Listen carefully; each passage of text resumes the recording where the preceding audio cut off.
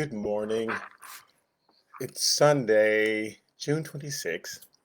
We're in the book of Genesis. My name is Doug Griffin.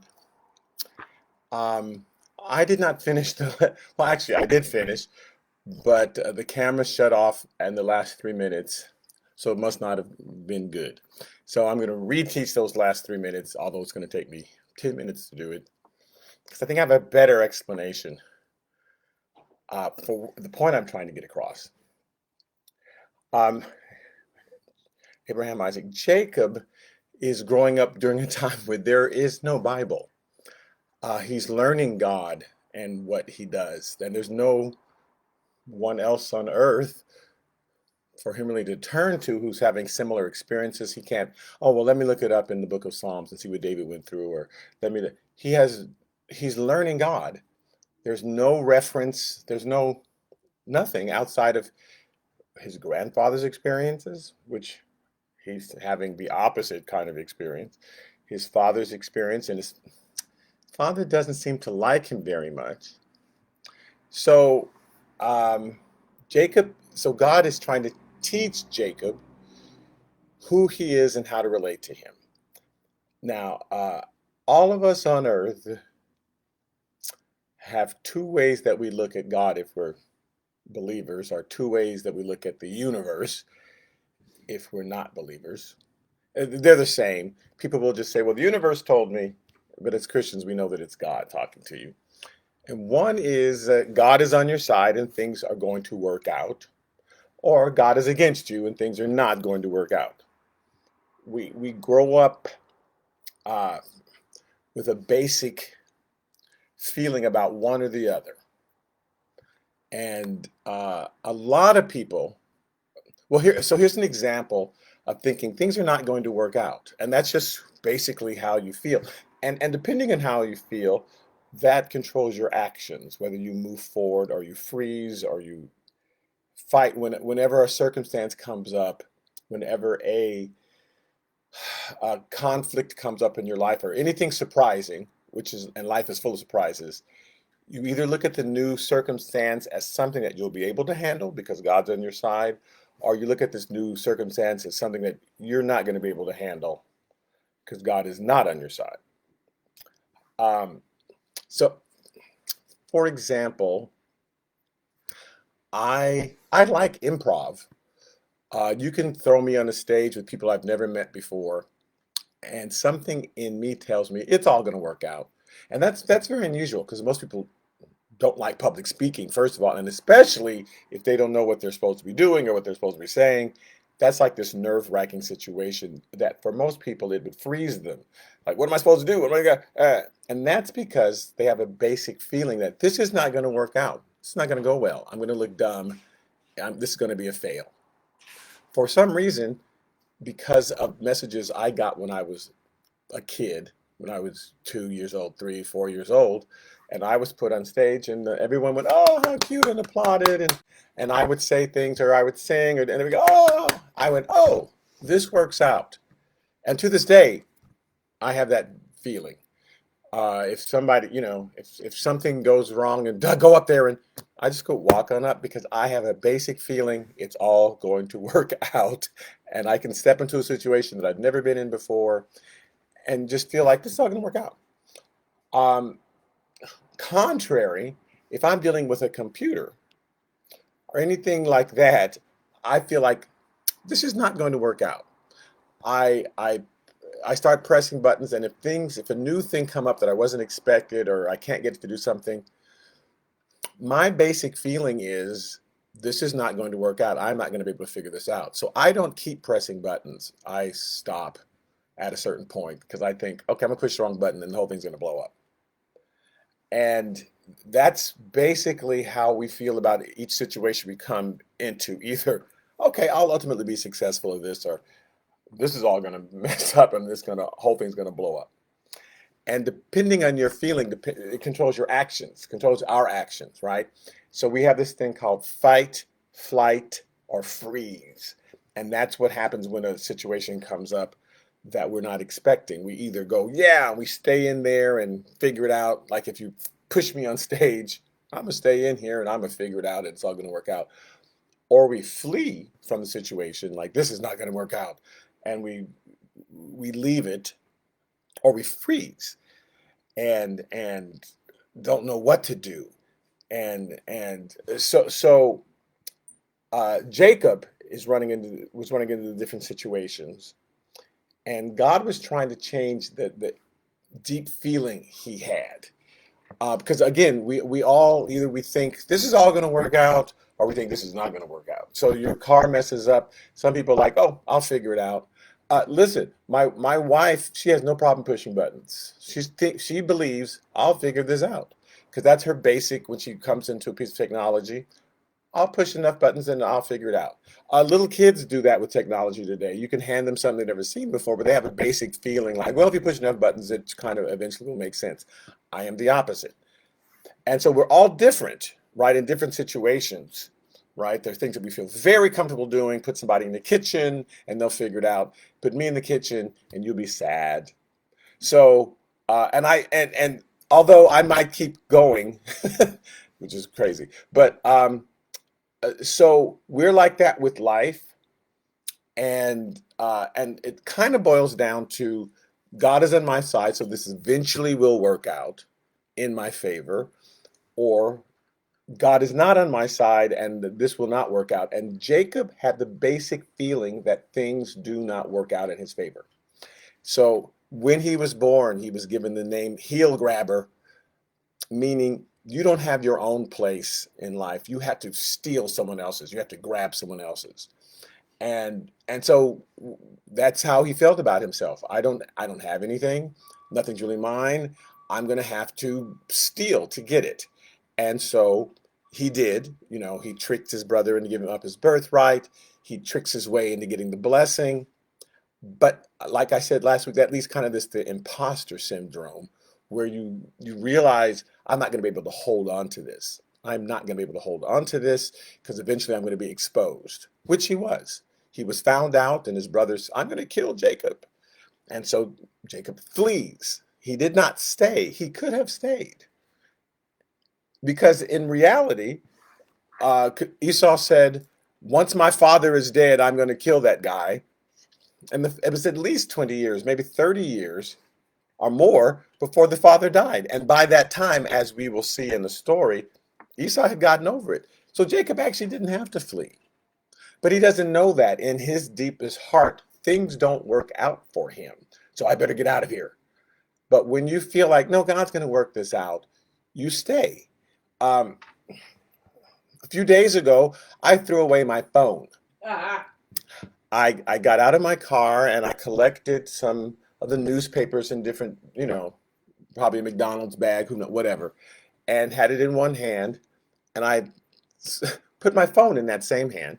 And I went over to this. We live in a department building on the third floor. It's 4 floors, and you open up this bin in the garage, and there's a huge trash can that all apartment buildings have. It's, what is it, 10 feet long and 6 feet wide, and 5 or 6 feet high. Those big ones that you see, and all the trash comes down through the chute and dumps into there.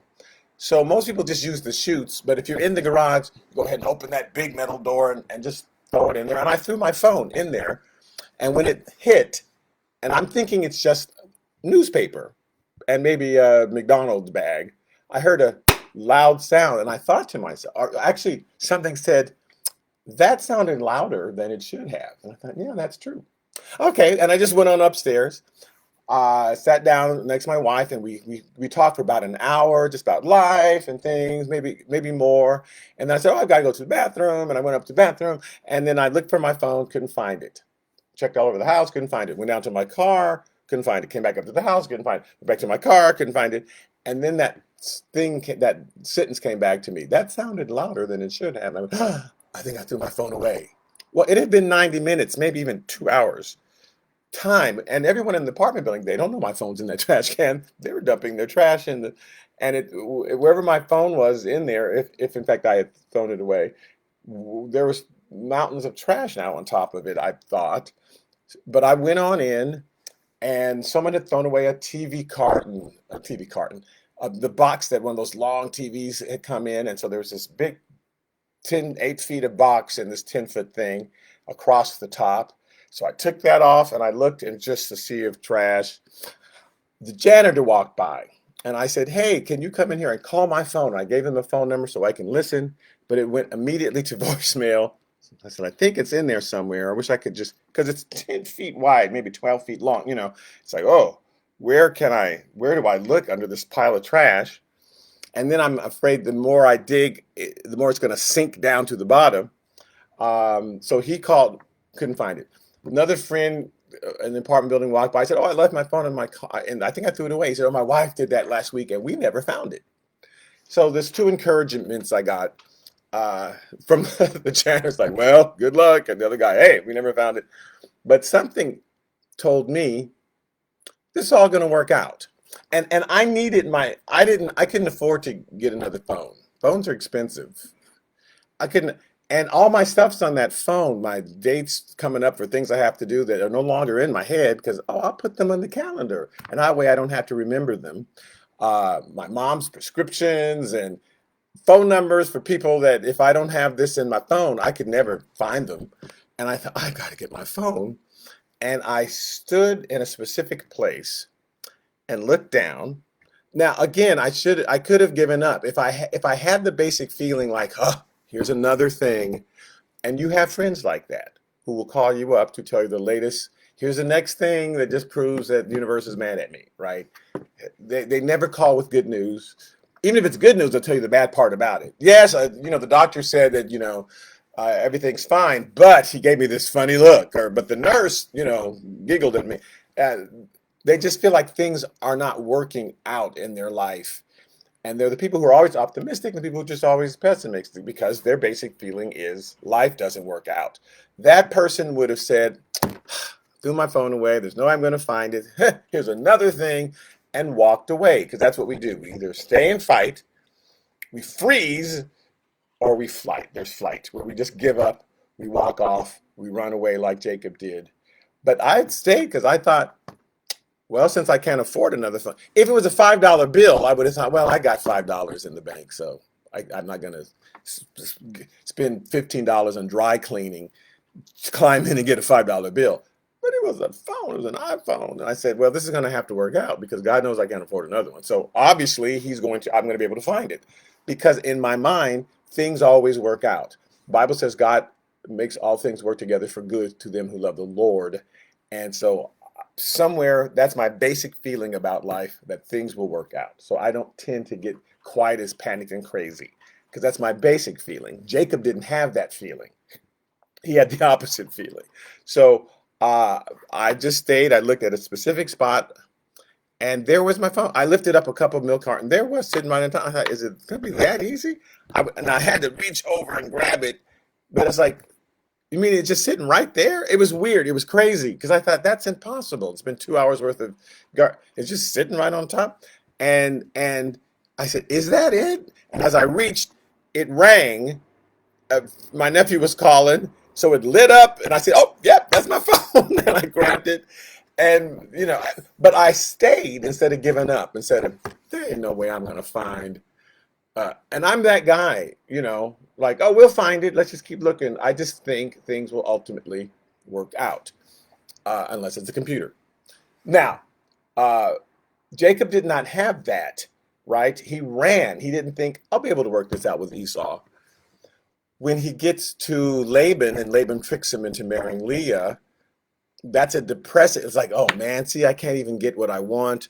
I can't, I ended up with Leah. I wanted Rachel, and Rachel wants kids, and I've had to have 10 kids before I can finally have one with Rachel. And he's looking at the situation as, see, this is how things don't work out for you.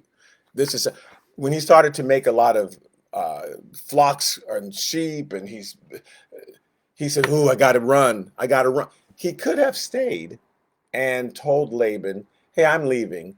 But in his mind, things get snatched from you. You get them through deception, and then Esau finds out, and then you have to run. You don't stay and apologize and work it out. You run. You don't stay and talk to Laban and say, "Hey, I'm leaving." You run. And so he's in a situation now where he's about to meet Esau. His brother is coming, And even though God showed him a company of angels all around him, he still panicked because in his mind, this is where I'm gonna get it. This is when I get it from Esau. God can show me all the angels he wants, but he's just showing me, look, I got angels. That don't mean they're gonna protect me. He's not, because there's no scriptures that say he will send his angels over you. There's no Bible. This is his only experience with life, and in his experience with life, he wrestled in the womb and lost. Esau came out first, and he was reminded of that loss every day when he was called heel grabber. Hey, heel grabber, how you doing? And that's who he was. You're the deceiver. You're the one who only gets ahead through deception. That's you. So he began to act that out. That's who I am. And and and then it all blows up on you, and you never get to hold on to it. So his basic vision of himself was as a loser. Now, I'm not talking that the opposite is like, but instead you're a winner, and every time you run a race, you got to win, and you win, win, win, win, win. I'm not talking about that. I'm not talking about a human philosophy as to whether or not you should give everybody blue ribbons who runs a race, or you should never give anyone ribbons, only the winner. I'm not talking about a human way of looking at it. I'm saying you either think God will eventually work things out for you, eventually work things out. Doesn't mean you have to win and become in first place or anything like that, but eventually things work out for you. Last week I was calling it winning, and that was I think a better choice is just saying that all things ultimately work out for you. That either that's your perception of life, or ultimately things do not work out for you, and in the end, your whole life is a mess. Something's going to blow up, something's going to not work, be right, something's going to.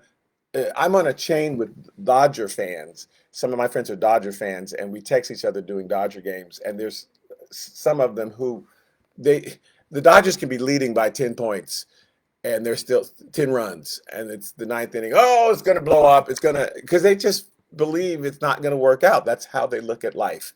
They're just always tense, always stressed, and they're always asking me, "How could you be so calm?" Because it will eventually work out. If we don't win this game, we'll win the next game, or the next. It's things are going to work out. There's no reason to be stressed. But there are the people who, like Jacob, think I'm going to lose out.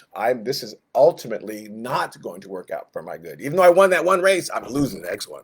So they have like the opposite. They're going to take this ribbon. They're going to find out that I shouldn't have won. So it's the idea of how do you think God looks at you? And God is trying to change Jacob's opinion. So he says, let's go back to that womb experience where you were wrestling in the womb and you think it was a loss. You think coming in second was a loss. And let me tell you how that's not a loss. That's what he's trying to retrain his thinking, because if not, whenever Jacob runs into a circumstance, he's either going to freeze or he's going to run away. He's not going to stay there and wrestle it out with God to see what God wants him to do.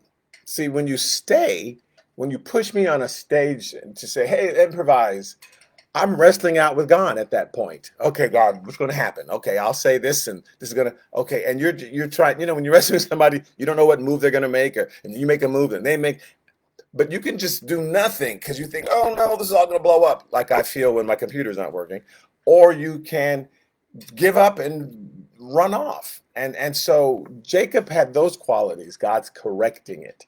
Now, let's set the scene. Jacob had just seen a company of angels. He had, and then he sent presents off to Esau, because once he found Esau was coming, he's trying to appease him. That company of angels was not going to be enough. Jacob thinks, okay, yeah, God showed me a company of angels, but that doesn't mean they're my angels, because he doesn't know that yet. Okay, God has a bunch of angels. What does that mean for me? And people feel that way about God. Okay, Jesus did a bunch of miracles in the Bible. What does that do for me? What does that have to do with my life? And so God has a bunch of angels. Okay, yay. Meanwhile, I need to go ahead and send these presents to Esau to calm him down, and just send him droves of presents. So, right, you get a car, and you get a car, and that's not all. You get and just trying to appease him. In Genesis chapter 32, verse 21, it says, so the presents went over before him, but he himself lodged that night in the camp. So he sent all these presents, right? Send them over the hill to him, but I'm going to stay here. And he arose that night and took his 2 wives, his 2 female servants, and his 11 sons, and crossed over the ford of Jabbok. So So going north to north to south, there's the Jordan River divides Canaan from Midian and Moab and Edom and those places, right? It's the dividing line, the Jordan River. You know, Moses and them crossed over the Jordan. So, but there's another little ford, a little tributary, it's maybe 4 feet high, that's probably as wide as a street that you might live on. They said, let's cross over the Jabbok and just rest a little bit. So he took them all over and he sent them over the brook and he sent over everything that he had, it says in verse 23. Then Jacob was left alone. He came back. So he sent all of his servants away. He's divided everything into two camps. So when he comes, he can kill, those people, but they'll have a chance to flee. He sent his wife away. He's all by himself. That's when the angel shows up. Okay, so it says, then Jacob was left alone, and a man wrestled with him until the breaking of the day. Jacob did not pick this fight. Jacob is he's worried that Laban's going to come back and kill him. Because, yeah, I put up some stones, and hopefully Laban will keep his word. And then Esau is coming to kill him. And I've sent him all these presents, but who knows if that's going to work.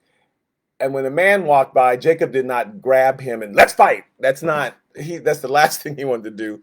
The man picked the fight because it's a messenger of God who wants to train him to wrestle, but to consider himself a winner. And again, I'm not saying you must win every race I'm saying you must think that ultimately in life, things work out for you. You win in the end. You have to think that God allows you to win as opposed to God makes you lose, so that things ultimately work out. You find your phone, that sort of thing. So the man is wrestling with Jacob. He initiates it. And it says, now when he saw that he did not prevail against him. So when the angel's going, oh, good, he's winning because he's letting him win to give him a mindset. Not that he has to win every time he plays Monopoly, but to give him a mindset that ultimately with God, things work together for my good. It works out. So he's letting him win to change this image that his parents gave him, that his dad gave him, like, well, you had to grab the heel in order to get ahead in life. Once he sees that he's winning, that's when he touched the socket of his hip. And the socket of Jacob's hip was out of joint as he wrestled with him. So now he can all he can do is hold on. But he's still holding on. That's the point. See, I'm going to carry you, Jacob, but you got to still hold on. You have to hold on. So he's still holding on. He's still basically winning. You know what I mean? Because God hasn't left him. So he does that on purpose. And then he says, let me go for the day breaks. Let me go. Now, the angel could have just blown him up. But he's doing this for a purpose. He's doing this for a purpose. And listen, when the janitor came by and tried to call my phone and says, oh, well, and when the man came by and said, my wife lost her phone last week, she never found it, that's God sending those people to see, are you going to hold on still? Are you going to give up? Or do you trust that even though last week his wife lost his phone, you can't call it, that I can put you in just the right position, that when you look down, you'll see, because there's only one place that's for me to have looked, because it's tall, it's 6 feet. I have to look over. I can put you in the right position and you'll see your phone. So you can give up and shut the big door and come up, go back to your wife, say, well, I can't find my phone. It's in that trash can. Or you can trust that you'll see it. And you can't even see that well, but you'll see it in this dark little. And so that was God that sent those people. That wasn't the devil saying, give up. That's God. Because he wants to push us to see what we're going to do. It's good for us. And then we learn the lesson. Oh, I remember that last time I was in that situation and God worked out. So this time I know he's going to work out too. He's the same yesterday, today, and forever. So he says, let me go for the day breaks. And I liken this to when God said the same thing to Moses. When God told him that the people are acting up. Now, Moses hadn't seen what they were doing yet. But Moses has to learn to intercession. That's a brand new thing. Praying for other people when they do terrible stuff. No one had done that yet. Abraham hadn't done it. Isaac hadn't done it. Jacob hadn't done it. The children of Israel when they were in Egypt, when Egypt for 400 years they weren't praying for the Egyptians. This was a brand new thing nobody had heard of. When people do terrible things and they're acting up, you pray for them. God is teaching Moses intercession. Even when it looks bad, even when it looks terrible, you can still pray and intercede for other people. So he says, let me go, and I am I'll make you a great nation. And he's like, no, Lord, don't let your don't that's not right. And he's teaching him that. It's not like God went, oh, I hadn't thought of that. Thank you, Moses. An old man said something the other day made all the sense in the world. I'm so glad Moses is here because I am God and I wouldn't. God knows what he's doing. He didn't like, oh, wow, if Moses hadn't said that, I would have burned up all those people. He's teaching Moses to do that, right? And so, sure enough, Moses went down, saw the people, got mad like he always does. Moses will strike the rock. He'll strike anybody if you get in his way. And he's killing all these people. And then he has to finally calm himself down and then go and intercede to God. God, please heal them. God, please, after I just killed 1,000 of them. So he's trying to teach him that. And God's lessons don't happen instantaneously. Jacob did not instantaneously change.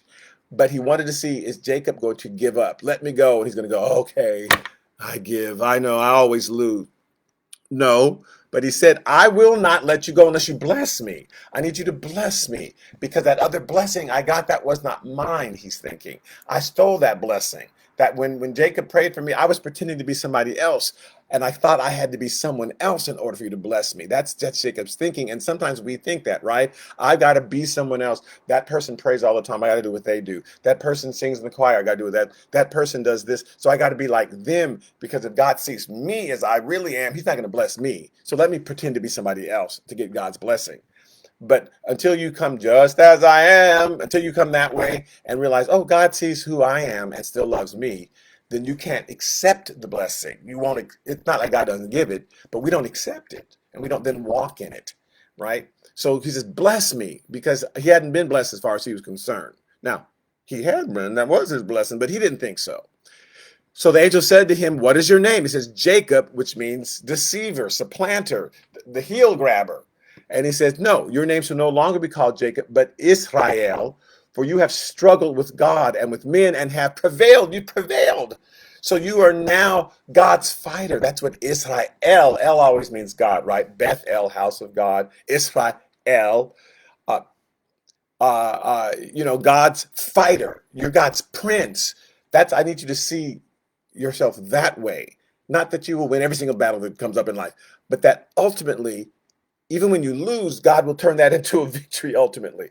That it will all work out. Not that you never throw your phone away, but if you throw your phone away, I'll still help you find it. That's the whole point. You don't avoid things, but just we know that God is there and it's going to work together for your good.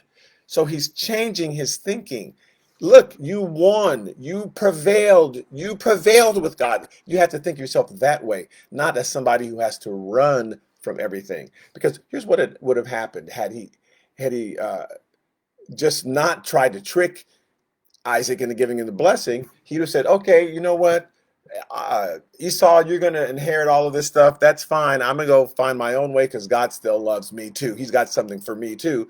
And Rachel would say, "Oh, why don't you go up and stay with my cousin, my uncle Laban, and he'll help you out." And he would have gone up and met Rachel and Leah, and the same thing would have happened, but without all the trickery and without all the, Laban could have said, "Well, I need you. You have to marry my first daughter, and then you can marry this." Okay, people don't have to always trick each other, but that's what some people think. The only way I'm going to get ahead is I've got to get around God, and I've got, as opposed to, no, God's going to work this out. God's going to work this out. So, um, you have prevailed. You've wrestled with God and man. You think of yourself that way. I'm changing how you think about yourself. And you'll look back in this moment, not instantly, because here's what's fascinating is not, he absolutely did not um, change instantly and go, oh, okay, now I totally get it, and I'm never going to be paranoid. I'm never going to lie again. I'm never going to. But he's eventually going to look back this and say, why did he change my name? Why did he change my name? And what does that mean? And oh, okay, I'm God's fighter. It's okay. I prevail with God. I don't have to lie to get my way. I can tell the truth, and God will still make everything work out. So Jacob says to him, tell me your name, I pray. And he says, why do you ask my name? And angels don't like you to ask your name. You remember their name. Remember when Manoah the angel came and appeared to Manoah's wife and told her everything. And then Manoah showed up and said, hey, by the way, what did you say to my wife? He says, ask her. I told her. And he said, so he says, well, then what's your name? And he says, why do you ask my name? It's too wonderful. It's too mysterious. If I tell you, I'd have to pull out your tongue and, but, I can't, it'll kill you. So I can't tell you. But, he says, you don't need to know my name because you'll start worshiping me. That's basically what we do. Who an angel showed up at my house yesterday. So I found out his name and I wrote it on my wall and I called on him. And then we'll call on the angel instead of calling on Jesus. Trick one. Yes. Angel Diwan Dominica. And so he's like, no, you can't know my name. You just worry about just the one name, which is the name of Jesus. That's all you need to worry about. So he blessed him there. That's the blessing. That's the blessing. I'm changing your name so now you call yourself something differently.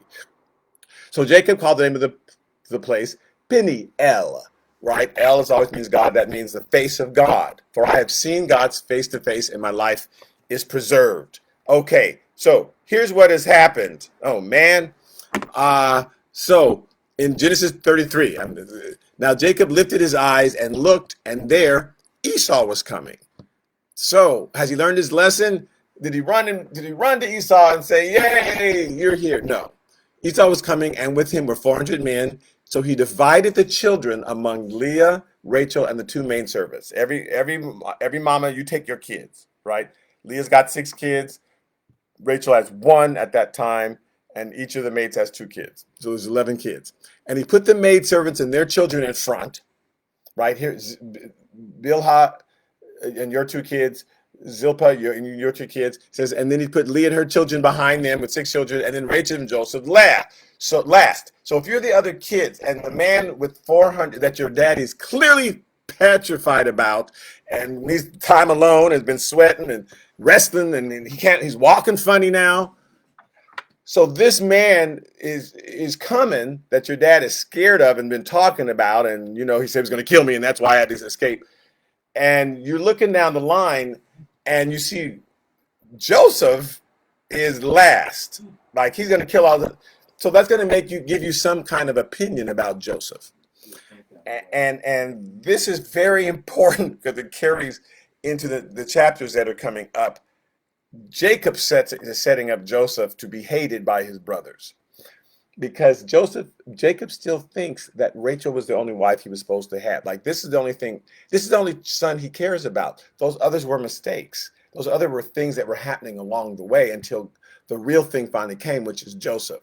So we are going to see Jacob totally numb to his kids in the coming chapters and things that happen with them and not reacting at all. Like he just literally doesn't react. He finds out this person got raped. He finds out this, and there's no reaction because he's thinking that's that freeze part, right? Where he's frozen. He's not thinking, well, God allowed this to happen. So this must be from God. He's thinking this wasn't from God. This was a mistake. This shouldn't have happened. That son, that's the one. That's the only thing that God really wanted from me. And the rest of and we look at our lives this way. Well, I'm supposed to be over there, or that's the thing that I'm supposed to have. And this other stuff that's in my life, it's not supposed to be there. This is not where I'm supposed to be. And we don't embrace it. And we don't say, you know what? God has me here for a reason. God let this happen for a reason. So let me look for let me stay and wrestle with God and say, okay, God, which is a euphemism for prayer. Okay, God, tell me why I'm here. Why did this happen? Why am I in this situation? What should I learn from it? Because you allowed it. So surely it's going to work together for my good. But if you don't know that, you either freeze and do nothing in the situation, trying to wait till it's over and let the situation just fester, or you run from it, right? Or do you stay and say, okay, Lord, and that's what Jacob does. And the way he just sets up his kids was proof to them who he really thought was important, what he really loved, what he really, thought God was ordained of God, and what he thought was just a mistake. And God don't make no mistakes. So we got to be careful again what we plant in children's minds, because everything that's about to happen in the next several chapters is all a result of Jacob and what he plants in his children's minds about their worth and their value, etc. So I'm going to stop there. Yes. Um, because, well, I'll go a little bit further. So he bowed himself to the ground 7 times until he came near his brother.